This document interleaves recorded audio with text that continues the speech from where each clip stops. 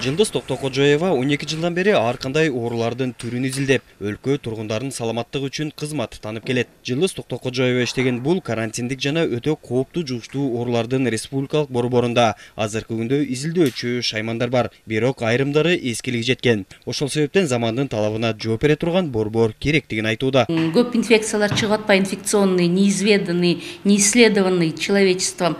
Ошонун баарын мен ойлойм, что эгерде ушул лаборатория Россия менен биздин Кыргызстан экөө бирлешип куруп беришсе, убагында биз баарын убагында кылабыз, качественный анализдердин баары качественный болот, убагында берилет. Борбор калабызда жайгашкан карантиндик жана өтө кооптуу жугуштуу оорулардын республикалык борбору 1965 жылы салынып, бүгүнкү күнгө чейин иштеп келет. Имараттын эскилиги жетсе дагы өз талаптарын убагында аткарууда. Ал эми жакынкы жылдары бул жерге кошумча замандын талабына жооп бере турган жаңы изилдөөчү илимий борбор салынат. Россия Федерациясына дагы ошо кайрылганбыз. Ушуга бизге бир техникалык жанакындай колдоо көрсөтүп бериңиздер. Бұл жерде акча каражаттары толугу менен Россия тараптан болот.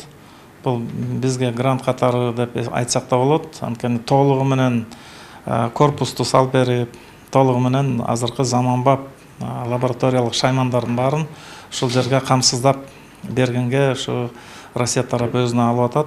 Буга чейин кандайдыр бир белгисиз оорунун штампын аныктоо үчүн адистер чет өлкөдөгү лабораторияларга жиберип, андан соң жообун алышчы. Бирок мындай кадамдар көп убакытты талап кылгандыктан кечигип калган учурлар дагы катталган. Ал эми бул жаңы салынуучу илимий борбор инфекциялык ооруларды убагында аныктап, керектүү чараларды колдонууга мүмкүндүк берет.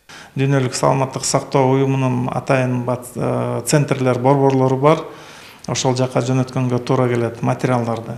Ошол жерден бизге генетикасын тактап берип, ошол оорунун козгогучтарынын түрлөрүнө жараша жанакындай паспорттарын бизге кайтып берет.